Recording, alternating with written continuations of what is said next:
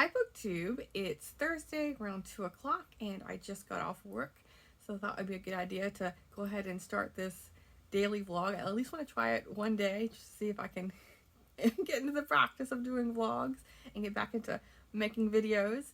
I've had a bit of a stressful day. I just got off work, like I said, so I don't want to talk too much about work, but I work in like business admin, accounting, that kind of thing. But I'm currently working on like software development testing stuff because we're having a new software program put into place. But before we can use it, we have to test it to make sure it all works before it's launched. And so I had a very stressful day with that. And I thought I would mix it up on my lunch break. And I went to Trader Joe's because it's right around the corner from where I live. And so I'll show you all the little snacks that I bought there. And it was really funny. Like my boyfriend drove me, Fable, and over, and so he waited in the car with her while I just ran in real quick. But two cashiers at Trader Joe's, I guess, went out, like while I was shopping, they had gone outside because they saw Fable sitting out there.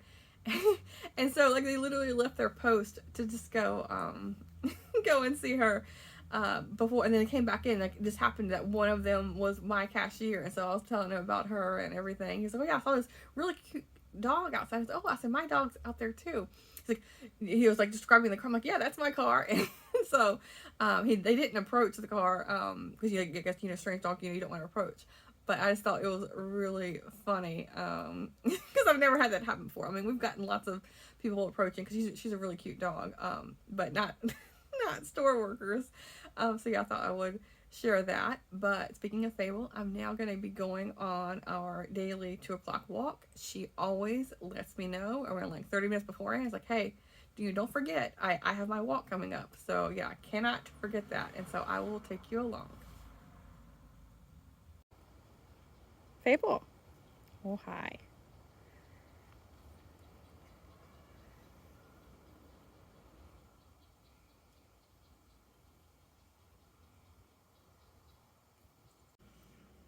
Here's what I got at Trader Joe's. Some of this is new to me, including this. I like the wrappers. I've had it in restaurants before, but I've never seen it in stores. Typically, I've had it where it's like kind of like used as a tortilla, where there's beans and rice and guacamole and whatnot. But this just has cheese, but still want to try it.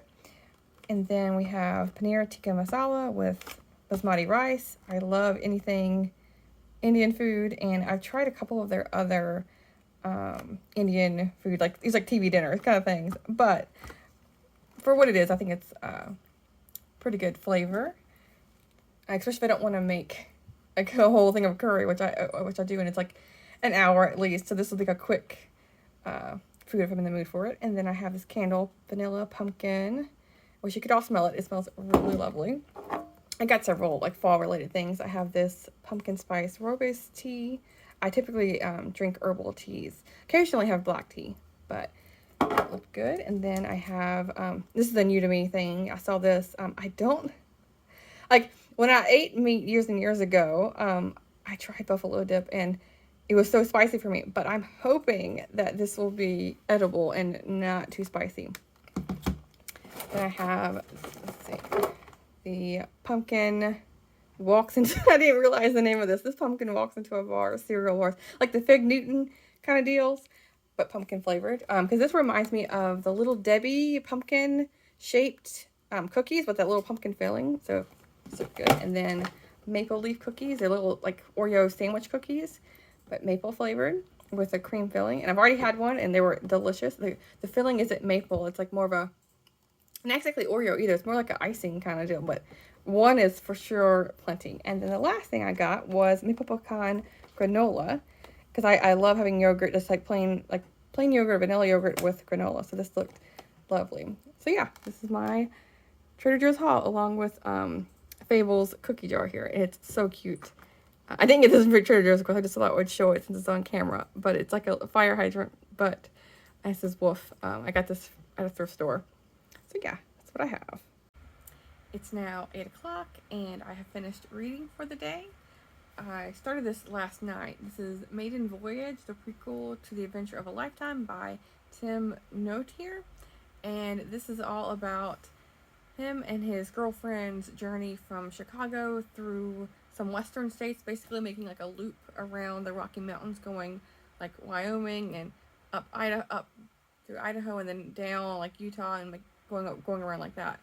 And it was like a debut memoir, and the writing was just okay. I liked the adventure story of, you know, them making the trek and where are they staying, where are they camping, where they're eating, things like that. And they make their transportation all through a motorcycle. And it talks a lot about how at the end of the book they resolve to just give up everything, their work and home life, sell their house, and go on the road. And so I see at the author's bio, it talks about how there's a couple other books going from like to Panama and through Africa and different countries. But when I look up the author, he actually has a YouTube channel, so I'm gonna check them out later tonight and see what that's about. But it was okay. Yeah, the writing was just kind of choppy. It didn't really put me into a sense of place, if that makes sense. Like when he's describing the different vacation stops, it was just okay. But yeah, I'm happy to have read it. And get it off my shelf. And then the other book, I've had this for quite a while because it's a Newbery winner, and this is Sounder by William H. Armstrong. And a lot of children's books that feature dogs, or cats, any kind of animal, I steer clear of, just because I know it can be heartbreaking, and this was no exception. It's following a family that are sharecroppers, and the dad goes to jail, and the dog, it's not exactly a spoiler because it happens in like the first like 15-20 pages. The dog gets shot by the police because the dog is chasing after policemen when they're taking his master away. And he recovers, but is very much handicapped by just the gruesome wounds, and it had a sad ending as well. And I mean, it was, I'm glad it was only like 115 pages. It was well written, but it's something I would probably never read again. But happy to have read the Newbery book. So tomorrow I'm hoping to read some happier books.